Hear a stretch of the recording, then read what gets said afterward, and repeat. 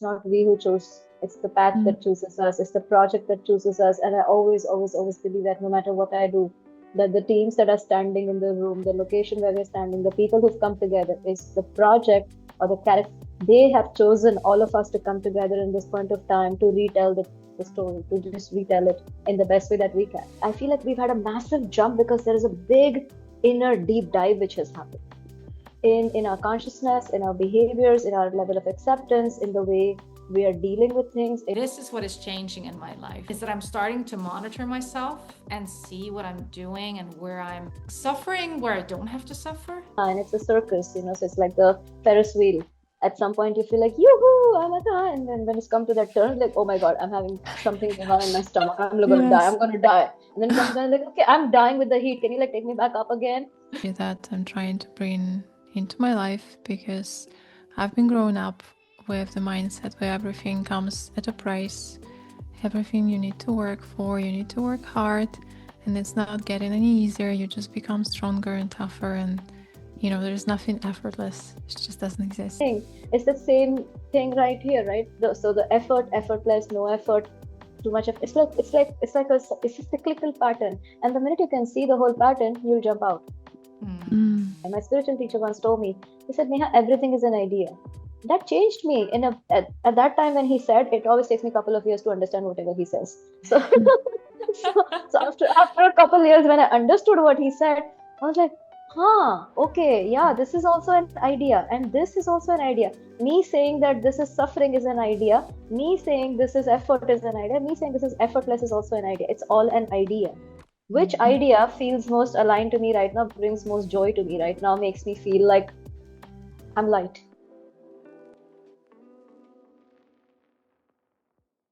We just need to start the episode like this and talk about what just happened. Okay, guys. Oh my God. Yesterday we tried to record with Neha, the wonderful, talented, multi-talented filmmaker, director, producer, writer, comes from marketing. And like all the devices, everything was off. Like we tried and tried again, it didn't work. And so we were like, okay, let's do it today. And we started recording, and I started introducing you. And in the middle of it, all of a sudden it says recording ended. And we've never had this before, Valeria, right? In all the episodes, we've had like over 30 episodes. and and then I realized I wasn't even recording on Zoom, and I'm like, what is going on? And we had such beautiful talk with Neha. And it's just we're laughing here, which I love. This is what I love. I love that all of us are able to laugh and not just cry. I just go like, what is going on? And I think I don't know about you two, this is what is changing in my life profoundly, is that I'm starting to monitor myself. I'm starting to be able to observe and see what I'm doing and where I'm suffering, where I don't have to suffer, and I can look at it. And it's this, what we have here, the three of us, is just so beautiful. And Nia, I just want to we started with asking you how you entered filmmaking. We started then yesterday, and then we asked you today what you did before we met. Like, because you're doing this amazing study now with everything with AI and working on some beautiful project. And I am wondering where to start now with you. I think just to say, you are gorgeous, you are enlightened. I mean, that's just me saying. Talking to you feels like I am talking to someone that is very connected with God, or whomever you connect with, the universe. And I just want to thank you for being here and ask you, why filmmaking with all your talents? Now, before we get into that, I just want to, personally thank both of you again for having the patience, just laughing with me on this, and like just having fun. We're here together in this. It's okay.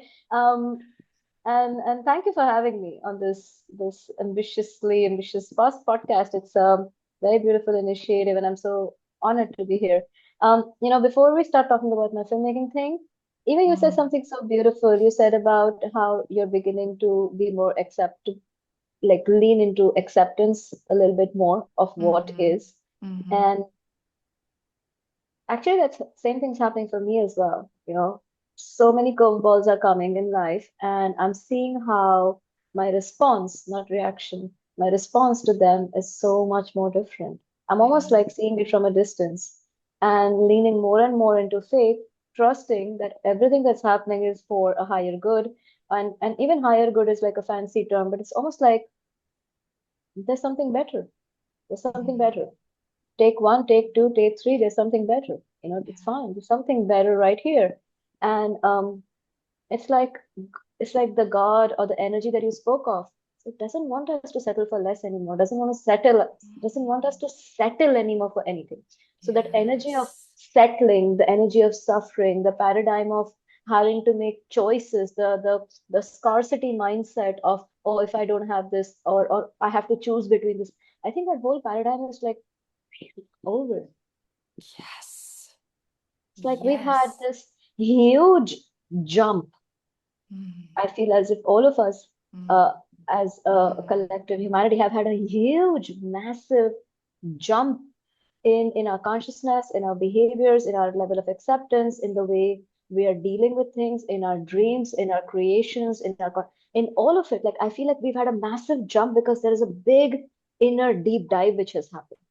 And the more inner deep dive which has happened is leading to a bigger outer jump, Hmm. which we had not fathomed. And this is almost feeling effortless. I don't know how it is feeling to both of you, but for me, it's mhm, feeling like second nature. It's feeling like effortless. It's feeling like I can lean into it. It's okay. yeah, So many nasty things. Yesterday, I was stuck in ridiculous New York rain. You must have seen it at news all over. It was flooding, and I was stuck in that rain. And I was mm, like standing under the tree singing songs. It's like, okay, this is it. We're gonna enjoy the rain. This is it. It's flooding. No Mm. taxis are coming. Trains are broken down. There's no way to go home. You're stuck. Okay, what do you do when you're stuck? Okay, I'm just gonna sing. That's it. Singing mm, in the rain. I have a question. yeah, The way you describe it, I mean, effortless. That's the energy that I'm trying to bring into my life because I've been growing up with the mindset where everything comes at a price. Everything you need to work for, you need to work hard, and it's not getting any easier. You just become stronger and tougher, and there's nothing effortless. It just doesn't exist. It's like you look at someone who made the progress, but it seems easy because they walked the path, which partially I think I agree. I mean, effortless comes after the certain point in your life when you already have the skill set, maybe. I'm wondering how was your path? Like, what led you into this? What sort of fine tuning did you have to do with yourself? Because I feel it comes from the moments where you face your kind of inner darkness, inner lights. It comes all together. It's kind of you become the shadow, if you know what I mean, because you can never walk fully in the light without the darker undertone, can never be fully dark without the light. It's kind of this interesting path. And then you lean into this energy. That's then the power that you bring then into the world, that you become the power. And it seems to me that you walk this path, and yeah, I would love to learn from you in this way. yeah, Um, Thank you for asking that. And honestly, we're all sharing with each other our life journeys and what we've experienced, and all of us are still in it. There is no mm-hmm, finish. 100%. There's no finish line. It's a circus. So it's like the Ferris wheel. At some point, you feel like, yoo-hoo, I'm at the end. And then when it's come to that turn, like, oh my God, I'm having something going on in my stomach. I'm gonna die. I'm Yes. gonna die. And then it comes down like, okay, I'm dying with the heat. Can you like take me back up again? It's like, Yeah. that whole thing. It's the same thing right here, right? So the effort, effortless, no effort, too much of it's a cyclical pattern. And the minute you can see the whole pattern, you'll jump out Mm. mm, because it's the meaning you have given to the word. mm, Whether even the choices that like you mentioned, okay, growing up that you had to make, we all had to make a choice, this or that. and it was never I cannot have everything. The Mm. idea of I cannot have everything is seeded in our head. And that probably was the reality when we were little. But is it really true right now? Have we even assessed? Mm. Mm. It's just that Mm. because we are holding on to that, we are stuck in that pattern to behave in a certain way, which creates that same reality over and over again. But if I am willing to, for a minute, drop all language, everything is an idea. These are all ideas. Everything is an idea. My spiritual teacher once told me, he said, Neha, everything is an idea. That changed me at that time when he said, it always takes me a couple of years to understand whatever he says. So so after a couple of years when I understood what he said, I was like, huh, okay, yeah, this is also an idea, and this is also an idea. Me saying that this is suffering is an idea. Me saying this is effort is an idea. Me saying this is effortless is also an idea. It's all an idea. Which Mm. idea feels most aligned to me right now, brings most joy to me right now, makes me feel like I'm light? Which is that idea that keeps me in my intrinsic dharma, in Mm. my alignment? Which is that idea? And it's just constantly monitoring what is that idea. We've all had cosmic kicks, so this has not come easy. And maybe tomorrow you'll meet me and I'll be tearing my hair, and all of this effortless shit and this talk will be down my garbage can. But we're alive, right? That's the beauty of being alive, that we get to adapt, we get to change, we get to be like chameleons in that sense. We get to change colors, and that's the beauty of it. But like today, in this moment, when I'm sitting with two beautiful friends, I feel like this effortless awareness is coming from having had so many kicks and coming to a realization that all of that effort just didn't matter. All of that effort was me fighting with myself, not accepting what is. My brother says it very beautifully. He's younger than me, but sometimes he does wise talk. And he always tells me that all of the problems comes from expectations. So that's his only line. That's his only thing he says. He says everything comes from expectations. And yeah, I know it's a very big, faff sort of a line. It may sound like that, but in reality, if you see, simple thing, okay? Say supposing you're expecting a call from a friend or a partner or whatever, and the partner doesn't call for Mhm. whatever reason. They may have got stuck, their battery might have died, some shit, we don't know what will. Because you are expecting it, you start feeling angry and upset and weird, and you start thinking the problem is you, and it becomes personal. Mhm. But if you're not even expecting the call, yeah, okay, if somebody calls, great. If somebody doesn't call, I'm here dancing in my favorite music. Like, I don't care. Like, do your own thing. Everything else is a bonus. Everything. Mm. And the more and more I have started to train myself to live like this, saying everything else is a bonus. My mother calling me or not calling me, somebody bringing me something or not bringing me, having the money for food or not having, me being able to do the next education or not, me being able to go to India. Like everything is a bonus. In Mm. this moment, in this very present moment, do I have clothes to wear? Yes. Do I have shelter? Yes. Do I have some friends? What more do I need? You will notice, again, something I learned from my spiritual teacher. Um, I'll ask you, Eva, Valerie, can you please transfer like $5,000 each to me right now? I'm in like dire need. Can you please do it? Y'all are my friends. Y'all probably dig into your stuff and you say, yeah, maybe I can do it. Maybe blah blah blah, whatever. But you can do it only if you have it. If you don't have it, how will you give it? Mm. And you will realize the second part of this whole thing is, whenever, in any point of time, turn back and look, whenever you needed something, you always had more than that in your pocket, in your life, always. But because you were focused on that one expectation and how you wanted that one thing, everything else became useless Mm. and a reason for suffering, a reason for feeling lack, a reason for feeling you had to choose. Mm-mm. You were just stuck on what you wanted, how you wanted, but there was so much more already. Like we are sort of, I feel like, the moths that go to fire, the flame moths, they go to the Mm-hmm. fire and then they burn their bloody ass off. I observe them and I'm like, What the hell, you idiot, you'll burn. My candle is burned, you'll burn. Like, can you just move away? I sometimes even I blow off my candle in plan trying to save their life. And I'm like, okay, he wants to die. And then I see I'm no different so many times. I know this is going to kill me. Mm. I know this thing is going to crush my heart. I know this thing is not going to let me sleep. I know this thing is a stretch for me. I still go for it and get myself that suffering. And then I say, I had to choose, I had to suffer. But in reality, if I really take 100% responsibility, think of it for yourself. If you've taken whichever point of time you've taken 100% responsibility for yourself and for your life, not for anybody else, you would notice that you always chose the best decisions and you were happy in those moments. You were at peace in those moments. So this effortlessness, I think, comes from a deep sense of acceptance of what is.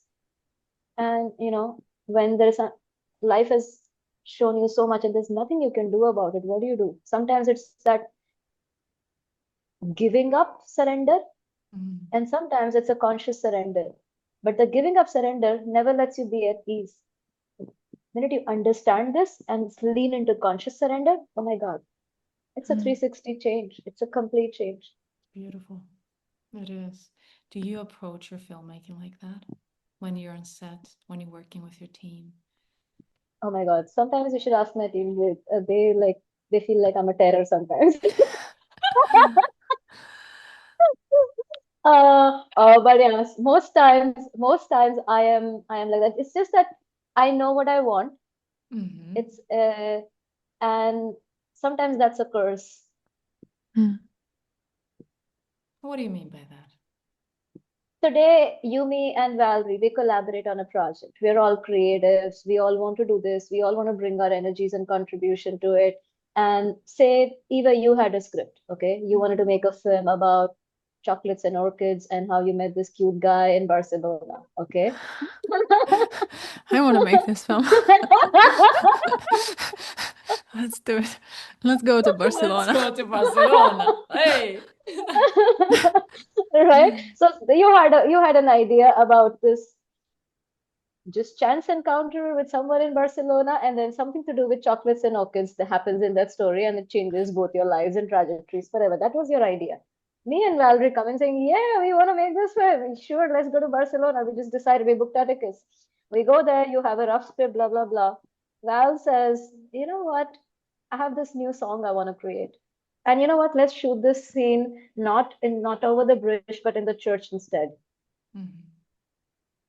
You didn't see it that way in your head. You saw something else. While Valerie's intention is to really beautify your project, to make the best of what's available, the scenery, the pictures, the mood, the lighting, the moment, but each of us interprets something in a different way in our heads. I was telling you once earlier in my conversation, almost 30% of my work is what I do for commission jobs or other people's projects, etc. But large portion of my work is what I do, which are my own projects. And I see it in my head already multiple times. A lot of them come as downloads or in morning meditations or like at a walk, and then the scene comes and I see something and it opens something in my being, it opens something in my heart, and I want to translate that as an experience to the user or the viewer, right? Somebody else comes in with an idea. They don't know why I want to do it the way I want to do it and what I have seen. But till the time I don't create it, they cannot see it. Often when I have created and when they see it on the edit table, they're like, now we get what you were trying to do. But it's sometimes so it's such a hard thing to communicate because it's a feeling.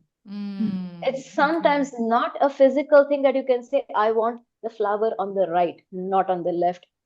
There is it's not a physical, it's an energetic feeling. And that is so hard to explain before you have executed it. And that sometimes, while I understand everybody on the team really wants to help and add on my project, but sometimes that's where I feel that I'm not a good communicator, and that creates tension in me, and that makes me feel and go into that downward spiral of I'm not good enough, I'm not able to communicate, I'm not doing enough, I'm a bad leader, or I'm not a good director, or I'm not. So it's always me. I always put things on me. I'm hard on myself. So I do that, and then I either close down, typical Mm. reaction. And Mm. sometimes the teams are like, we don't understand this woman. We're here to help her. We're giving her ideas. And she just, we don't know what she wants sometimes. And I'm like, just listen to what I'm saying. I know exactly what I want. Mm. So that is like, but yeah, that happens like sometimes when I'm working on like really, like we were filming a film recently on life of an epic Japanese woman. But I've played that film in my head for 9 years. Mm. Wow. It's only now that I'm able to execute it, but I've played it in my head for 9 years. But I have to work with new locations, limitations, places, budgets, all these other things. And in New York, when the film is actually set in Japan, so I'm creating Japan in New York. And this thing happened recently where uh, my teams couldn't understand why I was doing some things the way I was doing, and I wasn't able to fully decide, fully energetically communicate that because Mhm. I had seen it and felt it. Mm. But I know in September when they see it on my computer screen, they'll go like, "Oh, now we know why." It's gonna be a aha moment for them. I I hope, guess I there hope. is the difference between just being stubborn, let's say you're on location and your cinematographer, your gaffer is telling you that's not gonna work. The light here is terrible. I'm telling you, please, let's just, and you know, like I see it like that, so just don't care. Like, let's burn the money, let's do it my way. That's a bit, stubborn because Yeah, maybe they no, know that's better. It's yeah, their that, technical exactly. stuff. Yeah, exactly. No, so you have to always respect the expertise, and that's something that I Yeah. never that's something that I never interfere in. Never. If I never give people direction on their expertise. If you're a makeup artist and I've told you the look I'm going for, and then you give me something that you think is that era, that period, or that mood, I'm not gonna say no to Exactly. that. Or same for cameras, gaffers, people who do things like if I've told you what I want, what I'm going after, my mood boards, feeling I'm evoking. I will never tell you if you tell me, oh, it's going to be pixelated, or it's going to be. I recently burnt a lot of money just to get a lens because my cinematographer said, this won't work. You're working in a particular lighting condition, in a particular harsh environment. You have to get these lenses. It took us 3 months to source that, and we did that. But like, because he said that's the only way, I said, okay, let's make it happen. We're going to wait. Mm. Exactly. So, yeah, but it's just that when it comes to the actual execution of these epic characters, a lot of the people who I work with have not even heard of these characters. They don't know anything about them. And then when a character judgment comes, or when that thing comes of why is she behaving this way, or what's happening, I cannot explain to you right now. Just let the energy flow in this moment Mm. because Mhm. there's a reason this happened 3,000 years ago. This happened 5,000 years ago, and I have felt it. I wasn't present myself. So sometimes it's hard to explain or justify because I'm not talking about George Clooney. I'm not talking about somebody who's alive in this present moment. I'm talking about Mm. a figure who probably is folklore, who probably is hearsay, who's probably part of history which is not even fully documented. So yeah, that's Mm. where a little bit of this rift comes, and I have to remind myself to again lean into meditation, to go into quiet, to take some time off. Um, so Yeah. sorry, so sorry. I just got a call. I'm so sorry. I thought I put my phone on airplane. So sorry. Let me just do that. Yeah. It comes It's with the okay. willingness to be led, I think, by the team as well, because people have to be aligned with you. They have to see that you have your vision and then you want to implement it. And if you are convinced that that's, the way to tell the story, um, and it's not out of some sort of, and I think like you can feel then the person is being stubborn, or if the person is really has the vision behind what they're trying to do. Yeah, You no, feel absolutely. I it. think I think most times, like most of the teams I've worked with, there's a lot of love, there's a lot of understanding, a lot of harmony, and I'm very loyal. So I work with the same teams over and over again. So which means there's definitely that battle cry, and then there is definitely that group hug. So I like that battle cry and group hug. That's Nice. what I'm gonna call this episode. I love it. It's really. How was it when you were filming Yasodhara, the Buddha's wife? First of all, I didn't even know we had a wife. So it was very exciting to hear and read about it and see that you had filmed it. Um, how was it when you were working on that film? Because that is someone that lived 5,000 years ago. And I know you talked about that you were drawn to creating films about beautiful, powerful women that really changed the needle without them needing to be glorified for it at all. They just did it, as you said before, like mothers do. We are there for our children.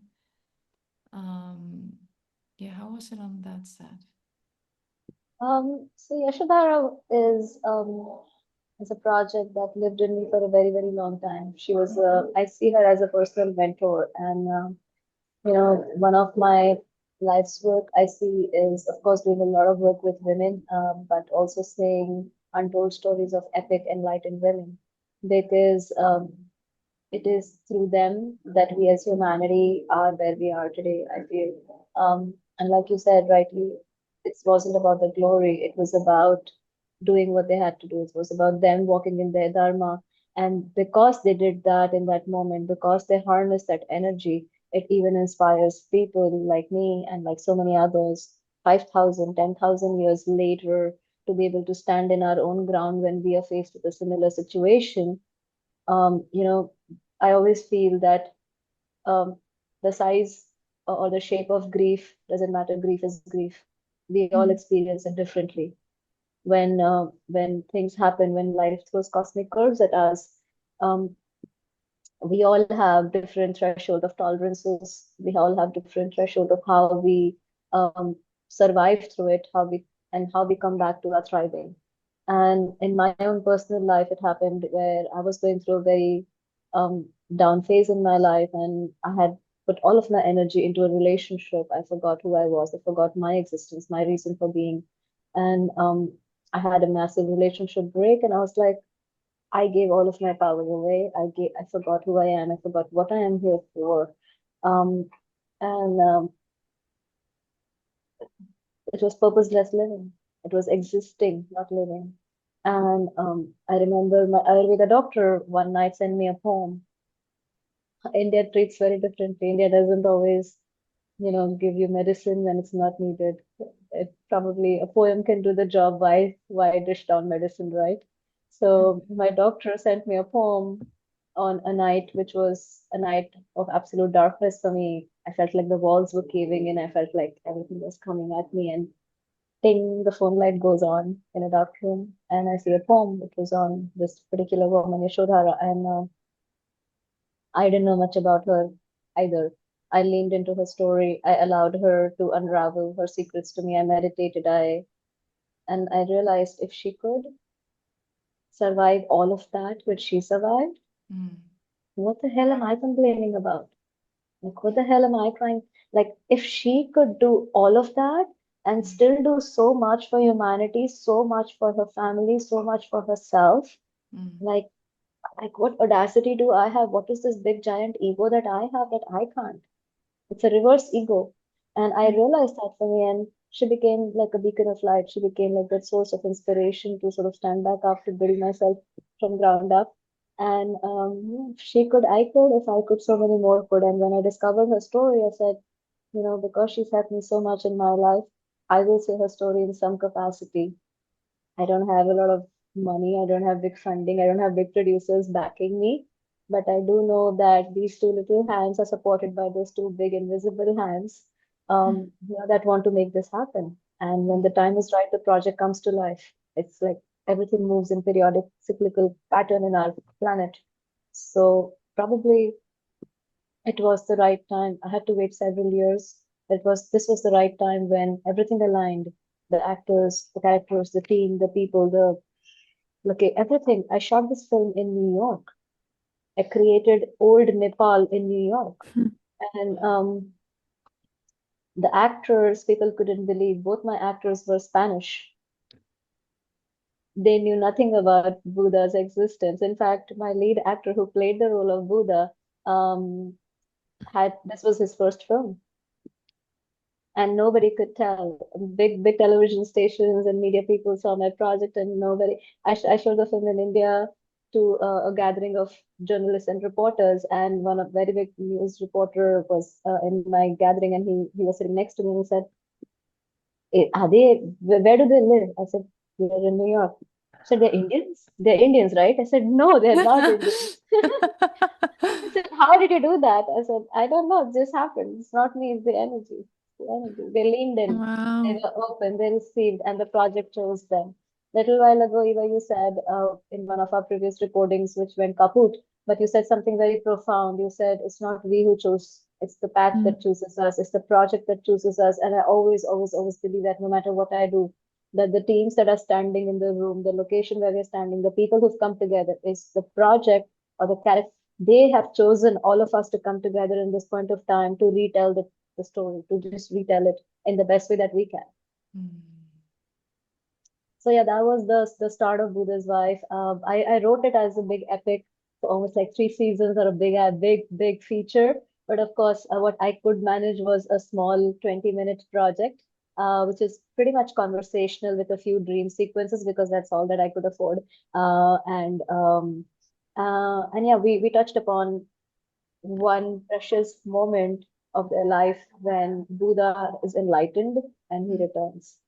He left on the night of their childbirth. He abandoned the whole kingdom, and when he left behind him, back in the day, there were no divorces. So all the men of the kingdom used that as an excuse to seek spiritual enlightenment and left the kingdom, abandoned their wives, abandoned their responsibilities, and ran away. And this woman, she became a beacon of light for everyone. Yeah, she had the power to stay. She had the power to rise. And from my research and my understanding and my personal leaning into the feminine energy, I feel she was already enlightened to have accepted, firstly, a playboy mm, turned Buddha, to have accepted to be with a man whose prophecy was already spoken about at birth, that this is what he's going to do. He's going to run away from everything one day. She knew all of it, and still she was standing by him. So she had an instrumental role to play in his enlightening. Mm. But yeah, so Can like you I said, ask you to share with us later on the poem that inspired you? oh I Yes. yeah, think it's sure. beautiful. I'll send it to you. Yeah, it Thank you. was in Hindi. It was in the Indian language. I'll translate and I'll send it to you.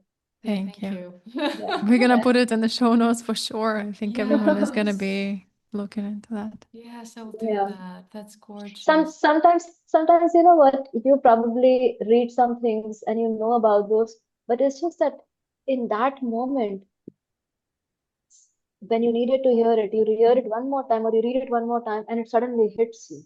Mm, Mm-hmm. yes. And because in school we had some chapters and we had read, but like I never paid attention. I never sort of realized that this was part of my dharma. This was part of my path. This was part of my work here. Mm. Mm, yeah. What I It's found, exactly what I what I found, mean by yeah, fine yeah, tuning. Yeah. yeah. And what I found the most strangest was that I wanted to do this project for several years in India. Mm, And both these characters, the Buddha and his wife, they were born in Nepal, which earlier in that time was part of India. It wasn't Mm-hmm. separate. Mm-hmm. And when I was in the on that land, I couldn't do the project. And within like 8 or 9 months of me being in New York, the project came to life. mm, It almost felt like there was more reception, more receptivity, more openness, more willingness to try out new concepts, to work on something that the world didn't know about here compared to there, where there is already this idea of, oh, we know everything about their life, oh, we know everything mm, about them. There's already that idea and notion of we know it all.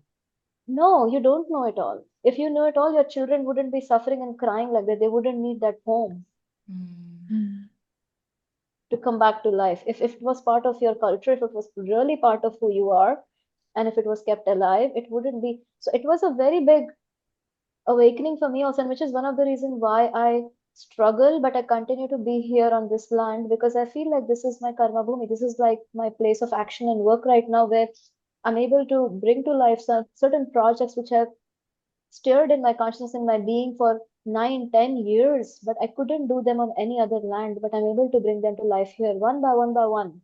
Mm. Even the Japanese woman's story, I was touched by that story when I used to go to Osho Commune again in India, and I was leaning into gratitude as a practice. Mm-hmm. And I couldn't make that project also. But here I'm working with people who are from Japan. New York is one melting pot, Mm. truly is. People from every Yes. culture, every race, every walk of life, they're present here, and you can find, like, I found Nepal here, I found Japan here, I found India here already. I mean, I can tell you about New York when I was there last year, I think it was. I felt like I'd been there before. It was my first time in New York. mm, And I mm, was running around with my friend, and we had one of our films at a film festival. And she looked at me one time and she was like, because the way I was just knew my way around and walked over the streets, like I was just, and she's like, have you been here before? And I said, I don't know. It feels like it, but I don't know. No. Mhm. probably you astrally traveled here. Yes, I have no idea. But that is New York. It's like, it feels in Iceland we have, and I told one actress that I'm coaching because I was working with her today, and she's such an amazing actress. And she's so colorful. And New York is like that. And it's like in Iceland we say blandi poka. It's like when you put in a when you go to a candy store and you have like your tiny bag, and then you can go and go like, I want this and I want that, and I'm gonna have this and I'm gonna have that and I want this. And then you take like one of the blue one and one of the yellow one. And that's kind of what New York also feels like. Mm. Mm, Like Beautiful. very yummy. Like as I told my actress that I was working with today, I was like, her way of working and her way of creating was so yummy today. I was like, you're like that. Mhm. New York is the same. It's for me at least. Such a beautiful expression. Yeah, that's such a beautiful way and poetic way to put it. Yeah, and I feel like it's also what we were talking about a little bit earlier, right? Certain places, like grids, there are grids on Earth, right? There are Mm. grids, there are places where you'll thrive at certain point in life, and then the same places will haunt you at certain points in life. Mm. It's because we all carry light course, we all carry energy. The energy is supposed to be at certain place at certain time. My mom always says that it's a Hindi saying, but it pretty much like translates that you will be on a particular land till the time the grain in your name stays on that is on that land. It's like a Hindi saying, but that's what it would literally translate to, that there is still grain on your name on that land, and hence you are on that land right now. The day that's over, you'll be on some other land. So it's like we're probably I love India. I love India. Wherever I go, India is part of me. I carry it with me, and whatever I do is from that soul space Mm. of um, India as a feeling, India as a mother, India as a creation energy in me. But but yeah, certain lands, certain places we thrive, and we're able to bring things to fruition which we've only dreamt of for such a long time and haven't been able to move the needle on it. So yeah, absolutely, that's happening right now, and I noticed that when Buddha's life happened, I was like, wow. I wanted to do this for so many years and I struggled, and here within 9 months I could really make it, put it in a festival, win awards. Like, really? Where can we see it? Like, is there now, or is it Um, still in the festival circuit? I send it to very selective festivals. I don't do the regular festival run because I just honestly I don't understand. Secondly, I don't have the kind of money, and thirdly, I am my own producer. So, I go to very select festivals where I feel the community this is a community I want to share with. But yeah, to answer your question, distribution is the biggest pain point right now, I think, for indie filmmakers. I don't know how it is for both of Hmm. you, but it's a Mm. Yes. very big pain point, and a part of me doesn't feel like sharing such projects or such heavy duty amount of work on YouTube yet. Mm. Hmm. Yeah, of course. I don't know. And like there were a few offers to just put it on certain streaming, like small streaming services here and there. But again, it feels like such projects should have the way there is. Amazon or Netflix or HBO, etc. There should be something for shorts. There should be something for historic conscious cinema or content. There's nothing. There's not a single platform which exists. So it's just right now sitting in my hard drive. Mhm. And I carry it selectively to certain festivals or groups. Like it was invited in Nepal, it premiered here in New York, it traveled to India, it traveled to France, it traveled to several places. Sometimes I travel with it because I want to start conversations. Mm-hmm. That's beautiful. So it get invited to like Tibetan Museum and Nepal societies and feminine circles and societies.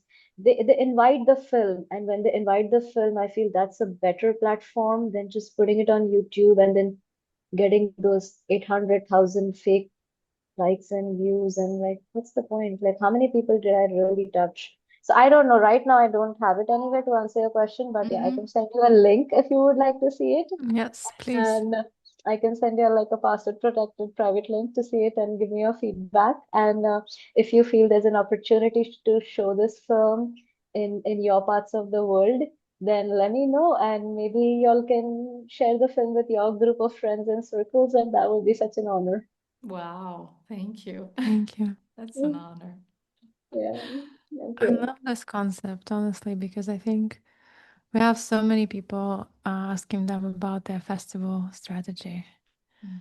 And usually it's something very, not to say that it's bad, different people, different films deserves different platforms and different ways of distributing them to reach audiences and come the message across. But I love your way. It feels very authentic to you and to your path and to your message, is that you choosing from the heart and to people who need to hear that message that you're sharing. Mm. Yeah, I just want to sharing that. share one thing with you about this, and what happened was magical. So when I made the film, I didn't know where it would go, what would happen. Queensville did the premiere for me here in New York, and my film got invited to Nepal. Nepal is the birthplace of both of Mhm. these people, and it got invited at a historic festival at a monastery, where for the first time they were celebrating women in Buddhism. Mm. Wow. It was called the Dakini Day, and they just invited my film to be part of the whole celebration. There were like big dignitaries and some politicians and major people that they had invited, big spiritual teachers as well, and a lot of media and school children. And they showed my film to like a packed room of different varied age groups of people, children, media people, personalities from Nepal, everybody. And I remember after seeing which was quite an experience because they did kirtan before my film. They sang Buddhist songs before my film, and it was like a whole energy rising that happened before they announced my film. And I was like literally in tears. I was like, oh my God, like this is the way to show something. This is the way to celebrate an energy. This is the way to celebrate that character. It's not about me. It's about that, right? It's about that character, that energy. So they did like kirtans, and they sang some chants and songs in Buddhist language, whatever that language is. And then they introduced my film, and everybody quietly saw the film. And after the film, there was this long queue of people to come see me and talk to me and all of that. And there was this little 9-year-old girl in the queue. I had not seen her earlier, but she was way ahead, and she was too tiny. I was like, okay, if I had seen her, I'd pull her forward. But she was there in the queue, and she walked up to me and she said um, that in their school in Nepal, they've been taught so much about the Buddha. They have like theses and books and 100 things, but like about Yasodhara, hardly anything, like one chapter, one fleeting mention. And she said, I'm so inspired that this year my school project I will do on the Buddha's wife. Oh my Mm. God. And That's gorgeous. for me, I felt like, yes, the seed is planted, my job is done, my promise to Yashodhara is honored and kept, and my give back has happened. Whether I do one of my industry mentors in India, uh, he said, this is your life's project. Do not do any more project now. He said people take lifetime to arrive to one project that they will do that will change the trajectory of their life, or that will change humanity, or that will leave something behind which is instrumental. But you've already found it. Just do this now. But in my heart, I was like, mm-mm, mm-mm, mm-mm. This this one girl message passed. My job is done. It doesn't matter whether I'll do the whole series or no. It doesn't matter whether I'll do the 3 seasons or no. My job is done. Mm. Mm. So yeah, I felt like sharing this with y'all because This is why I like to share in person. You never know who you'll inspire and how and to what level. And maybe that girl, when she is 18 or 19, will do her series, and maybe I'm old enough and alive to go in some theater and see it and clap and applaud and say, yeah, that's my girl. Oh, Mm, wow. that would be so special. That is beautiful. It Yeah, really is it's, beautiful. yeah, I don't understand these political things. I've been in major studios. I worked for Sony and Fox in my careers. I worked with Disney. I worked with Reliance Entertainment, Alliance Media, many, many major companies in the world. Incredible work we've done together as a team. We've achieved phenomenal things, a lot of learnings. I learned so much, I grew so much. But when it comes to my personal content, I feel like this is one area which I lack, which is distribution. I don't understand, I don't know how to do this. I just know creation. So I keep creating and I keep putting things, and I have like so much content, beautiful projects. I wouldn't call it content. These are like stories of people's lives in hard Mm. drives. I don't know when that day comes when this hard drive reaches somebody's heart. It could be one person, it could be a million people. I don't know. Yeah, just travel with the hard drive until then. So, what we are now is call to action is that if you, beautiful listener, if you're watching us here or listening, and you're in distribution or know someone, do contact us. Do contact Neha. And I have someone that I'm thinking of that is in distribution in the Asian market. Oh And wow. I want to connect the two of you. Now that I'm listening to you, Oh, I want to connect the two, and maybe something comes out of that. oh wow, that would be Because, so beautiful. yeah, because what the films you're making, like I want to see it. And there are moments where, as we talked about before, there are moments I'm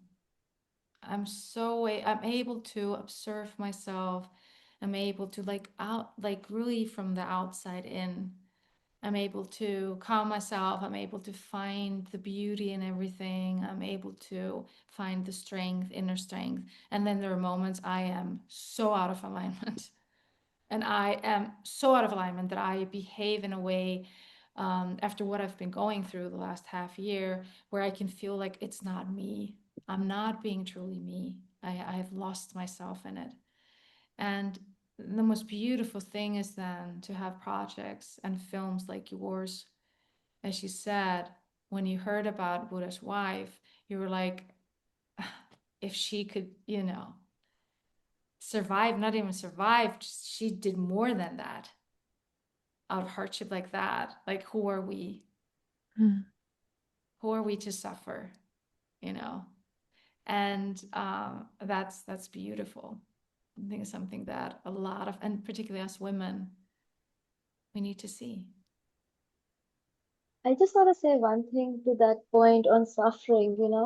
I have had this battle for a very long time, a battle with grief, battle with suffering for several years, until I sort of realized that that was passive ego. Mm. It was backhanded passive ego wanting to be in that, because the whole victim mentality, the whole paradigm shift that we've had from victim to we were all in that paradigm of being victims until a little while ago. Sorry, this is New York ambulance. We can't hear, it's all good. Uh, Good energy to whoever was called the ambulance. And now we hear it. Um, Okay.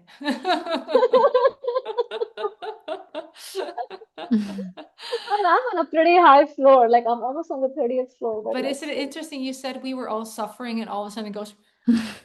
Yeah, yeah, yeah. You have somebody suffering there for sure, Oh, Yeah. and their families or the God doctors or bless. I don't know the driver in traffic. Multiple level of suffering. But yeah, to what I was just saying, that I realized it was passive ego. It was in a way me wanting to be addicted to suffering, because that became unknown territory. That became a safe space, and after a point you get addicted to that because you feel like, okay, this is at least safe. I feel safe. I feel like, okay, this demon I know, but if I shine, if I be who I am, if I really, sparkle, Mm. what would happen? Who would I attract? What kind of energies would come into my life? What kind of new demons would I have to face? And sometimes we stay away. Mariam Williamson said it so beautifully that, it's not our darkness, but it's our light that we're most scared of. We're scared to shine, we're scared to do these things. So I feel this whole idea of suffering, victimhood, of is something. Grief is different, suffering is different. Suffering is a choice, grief is not. Grief is. Grief can be, but you don't have to suffer all the time.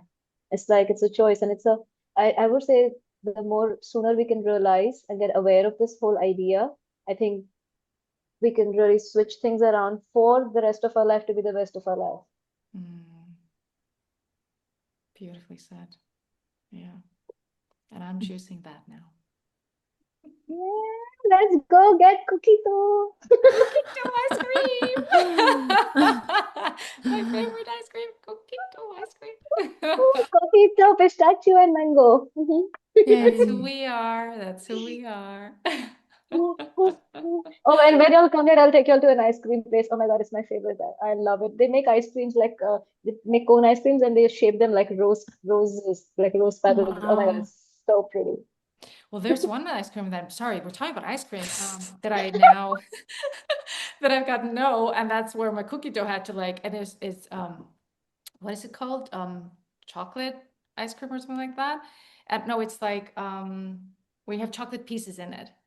Yeah, And choco it's chips, the choco chip ice chocolate cream. chips, yeah. And it's from Veganista. Veganista, it's Okay. called. Veganista. Oh, nice. Yeah. And okay, guys, I have to change this. That is my favorite ice cream now there. This place in Vienna. So you have to come to Vienna, you guys, and we have to go there. You would love it, Valeria, obviously. Okay. And eat ice cream there because I'm blown away by that one. Like, hey, phew, I don't I'm know. thinking of one place in Rome, and the other one that in Florence, the one that we visited frequently. Oh, we didn't visit it once. I did visit it frequently. No. Yes. I'm the one who's missing out here on all these amazing ice creams. So let's We should cook do up a that. project. Let's cook up a project together and we'll call it ice cream. I was thinking the Yes. same. It's the ice cream Ice, project. no, ice cream, you scream. Ice cream, yes. That's a cool project. That is a cool project. Okay. And it's but like that would be cool. Traveling the whole world, just tasting ice cream. Oh, wow. Oh my God. Where Yeah. do And I you guys, sign? that's a sign. Fire. Yeah, please. Where is do you have a Google form? I'm ready to sign right now. And then you guys have to come to Iceland, you have to come to Austria, we have to go to like, why not? Everywhere. And it's like, why are you making this film? It's just yummy. I don't And know. it's We love ice cream. We love ice personal cream. research into ice cream. Personal research. It was like completely random, but my friend, I remember, got founded. He got a scholarship to do like PhD in football, like observing football fans, because he was doing international law, and it was like about observing how the police treats the fans. And I was like, interesting. Marcus, why did you choose to do that project? Because he can go and observe the fans and the football every, like, I don't know, every game. And he got like full scholarship for that. And he finished and it was like received very beautifully. So I guess the project chooses you. You choose the project to your liking. Or you Ours is politically ice cream. or you politically manipulate. You go to like a Unilever or like someone saying, we're going to discover the next best flavor for you and send us on an all expense paid 5-year ice cream hunt trip. You know the weirdest flavor that exists in the world, I think, to this day. At least that's what I've heard. After the popes, Francesco death in Rome, there was a parlor that near the Vatican where they sold the Pope flavor. I don't know why. Like it was the weirdest thing ever. It was just literally after the funeral of the Pope. What? No idea. How do I unhear this? Heat exit. What was it? Wait, it was option, command, escape. Exactly. Escape, option, command, escape. Just learned that today. Saving us again. Well, That Oh was properly weird. Properly weird. wow. Neha, you come from you come from marketing and promotion. I mean, like Oh. how does that, let's promote ice cream. But you, as you said, you come from marketing and promotion. You've done that for several years. Has Mm. that now helped you with your films? As in to oh, be of able to course. make them, to how? How has it helped? Of course, of course, in my corporate career, I learned so much, being in the industry, working on some of the biggest projects in the world and working with some fantastic colleagues and stuff. Right now, what I do is these are very small projects compared to those gigantic millions and billions of dollars worth of projects. But still, I carry my lessons, I carry my learning, I carry the intrinsic stuff, which was all hands-on. And it's like day to day. It's like, because marketing, uh, it's like a skill which is Mm, inherent in me. And it's like, somebody once told me, we're all always selling, like sales, we're all always selling either an mm, idea or a concept, an ideology, a way of belief, a faith. We're all always selling. We're all technically salespeople. All of us keep selling things, mm, Mm. way of life, whatever it is. We all, and that's how he put it because he was the head of sales of a major organization. And that just hit me and I was like, okay.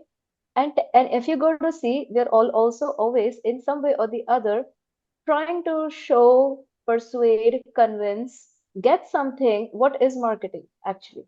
It's saying I have something that you don't and you want it. And we create that need for you wanting it, even if you don't need it.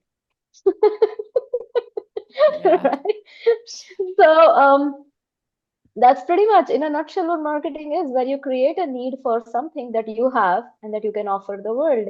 And I feel like the projects which are choosing me now, or the projects that I am embarking on, which I choose now, I feel like they inherently have a market. Those stories haven't been told. Those people have had fascinating lives. They have so much to offer the world that the minute I say something, even as much as the name, it Mm, triggers something in people. But the fact mm, that I was exposed to them for 8, 9, 10, 12, 13 years ago, and I've held those in my heart, I've allowed those seeds to, get get sort of, fertile, get like, open up a little bit more. I feel like when the time aligns, people come in, resources come in, certain Mm. actors, actresses show up, certain talents show up, certain locations open up. This Japanese film that I did, it was miraculous. I don't know how I found this location. You have to see it. I'll send you some stills. This one yes. particular location, I was like, oh my God, even if I went to actual Japan, I probably wouldn't get this. Mm. It just, I think it's when the time is right, when you're like, so I reached out to the museum, I used the same skills that I have of, saying, I'm creating this, it means something to me, and this is the background, blah, blah, blah. So use the same skills, but this time, not to sell a product, but to benefit humanity. It's like you've turned it. Where earlier my skills were being used Mm, to sell tickets, they were being used to sell cold creams or a PepsiCo or a Coca-Cola can or whatever. Now they're used to sell the the stories of these epic people which are not told, and sometimes they really touch the hearts of these amazing people who say, "Yeah, sure, we want to be part of this. We help you." mm, So you beautiful. just use the same skills, but you change the end goal. Mm. It's not that I want something from you. I don't want money. I don't want name, fame, fortune. No, I just want to say the story and I'm seeking help. Just being authentic and asking, I need help. Will you be able to help in this way? Just show up sometimes. It's allowing yourself to ask for help Yeah. Yep, big one, big one. And receiving that help. and then receiving it, genuinely receiving it, being open to receive. Genuinely, genuinely receiving, because I think as women, we have a bad rep. Mm. Yes. Especially modern women who can afford the lifestyle, who can afford everything we want, who don't see money as a um, anymore as a check mark box to be ticked by somebody else to be filled anymore. We can go make our own money, we can go make our own lives, we can do things the way we want, we can get. So yeah, receiving is a little bit hard because we don't want to be hurt again. Feel like if we receive Mm, something, what will I have to give in exchange for this? And that Mm. exchange price sometimes is so heavy, like, nah, I'd rather not take it. Thanks, bye. that's my So, practice currently mm, mhm, because it's receiving help, asking for help, acknowledging that I need one. Mm. That's hard. And it's also, as you said, it's a shadow side of ego. You're thinking that you can do everything by yourself. You don't need people around. You like the coolest. No, it's just you're not acknowledging that there is like so much bigger things out there and you're scared. Yeah, that's a mm. big one for me.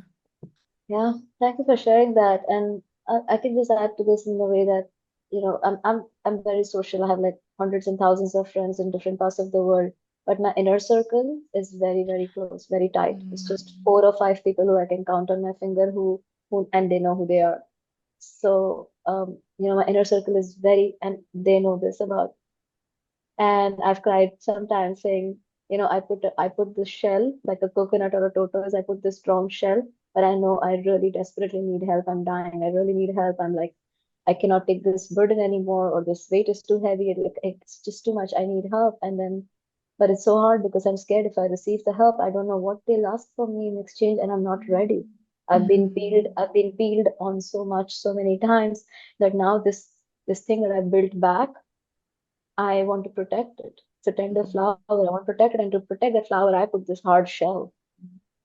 And um, this friend of mine, very very dear to me, part of my inner circle, um, he often sort of breaks the way I think Mhm. because he's radical in his approach in that sense. And he says, what are you eventually actually trying to protect? Mm. Because that which could be hurt has already been hurt. That which could have been betrayed is already betrayed. Now, what are you trying to protect? Haven't you already learned that lesson? Receive the help, do your thing, move on. Mm, True. It's like don't try to build a castle there. It's a momentary pit stop. It's not a place where you're gonna dig your tent. It's a momentary pit stop. Just treat it as that. In your head, you start to see that the whole sort of cycle with it. Do not. Just treat it for what it is in this moment. Get what you need, do what you can, be practical, and move on. That's it. So I was like, yeah, okay, actually, that's doable. Very smart. Very That's smart. yes. doable. That's Yeah. doable. So, I yeah. want to ask you about the projects that you have under development. You have 5 projects that Mm-hmm, mm-hmm. are in post production, and then also one Yeah. project that is in pre production. Can you talk? Mm-hmm. Can you give us as much details as you want or as you can? Yeah, honestly, I wouldn't like to reveal the bride before hair and makeup. But I'll share a few things with you. So there are two documentaries, actually three documentaries which are in post production. We've already filmed them. One is a commissioned documentary for an Indian spiritual teacher, Mhm. and it's on an ancient sacred principle which very few know about. It's a practice. It's called Siddhi. It's Mm, a very very ancient practice, and there is no film on that yet. And so we did a documentary. We filmed it last year with him, and we just have our two drafts. I just have to do, I think, one more draft, and we'll be home hopefully. So in couple months, that film should be out. We have a film that we're doing in association with a professor from Yale University and World Health Organization. That is on an inquiry of telepathy. mhm, And for that, we've met scientists, doctors, philosophers, people from various walks of life, um, who are all living in this society which is hardwired to work with proofs. mm, And until something is proven, it doesn't exist. And my thing is, you couldn't prove that you dissect a flower, but you couldn't prove the source of the fragrance, doesn't mean there is no fragrance. Mm.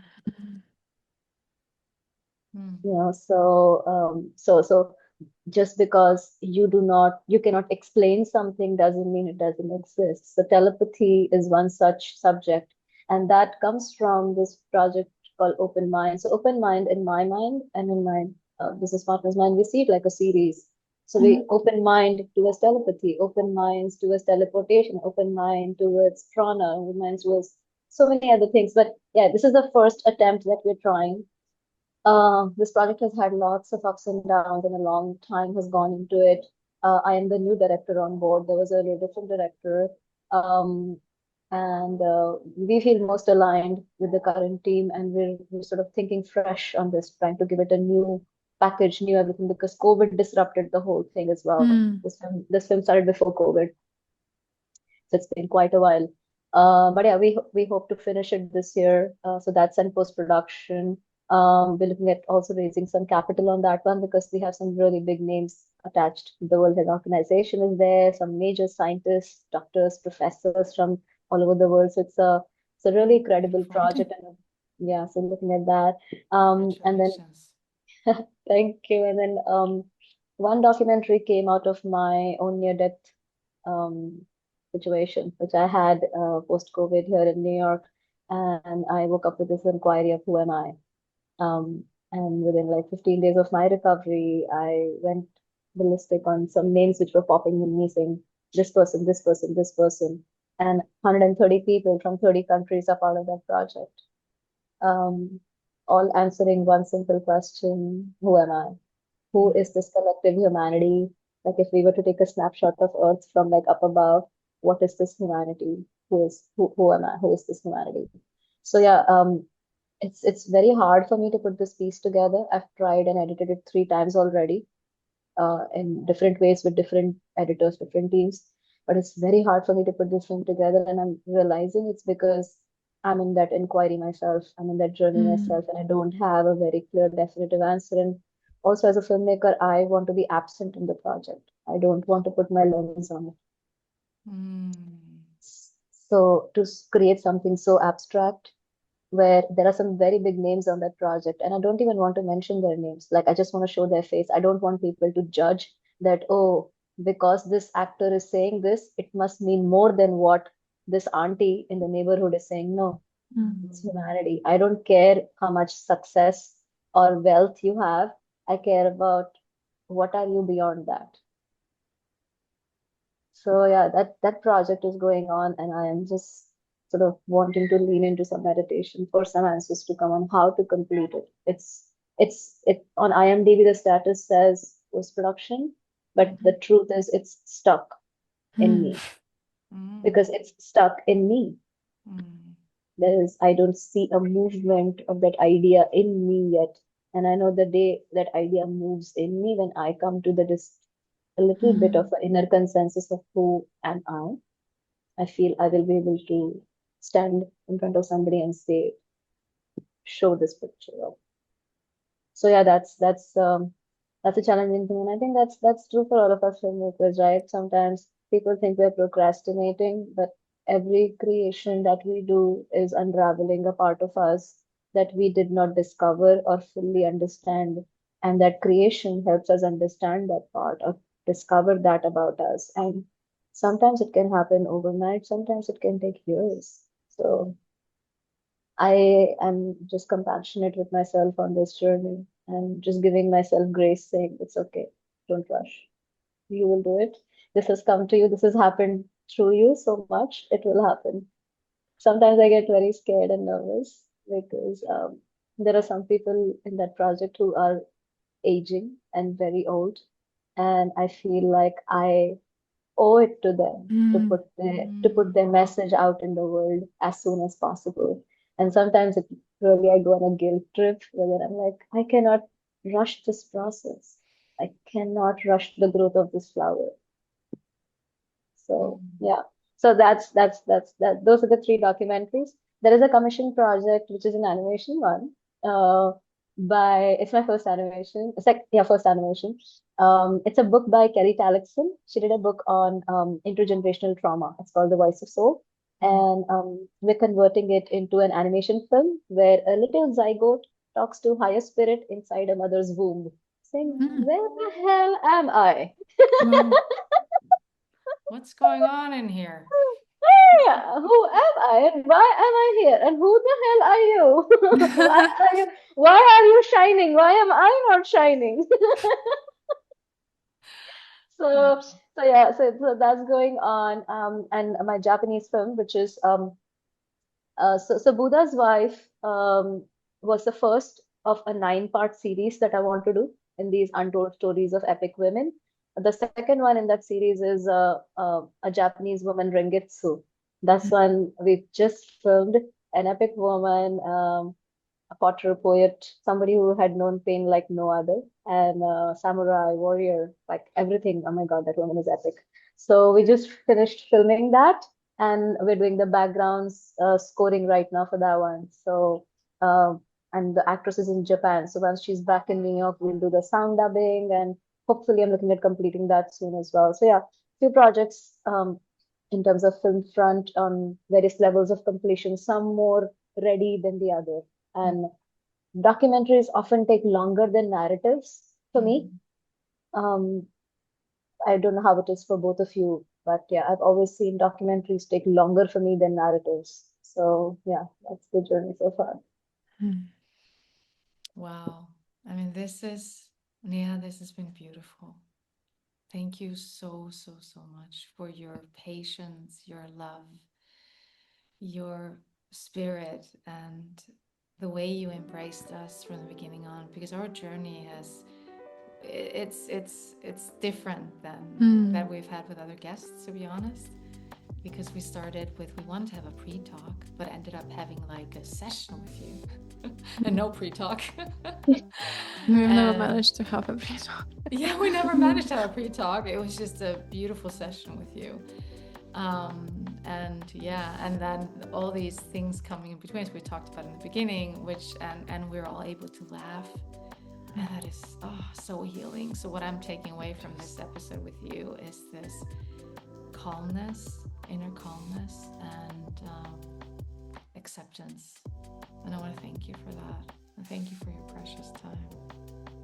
Thank you both. No, seriously, thank you both so much. And I echo everything you've said. This has been very special. I've been on a couple podcasts earlier, but this felt very different. Both of you felt like friends from day one, not more than business partners or associates, felt like friends who we've known before. And, your journeys, thank you for trusting, thank you for sharing what you did. What goes in public versus what stays here is always different, and what I take back is this shared journey that we've all had, which has been so empowering. All three of us in our lives have done something and are still dealing with a bunch of things, but what I think keeps all three of us going is our flair for creativity and sharing and contributing. So thank you for contributing to my life and sharing everything that both of you did, and for offering me this platform. I hope you got what you were looking for in some way. Million times more. Thank you so much. It was a beautiful conversation. Absolutely. Thank you.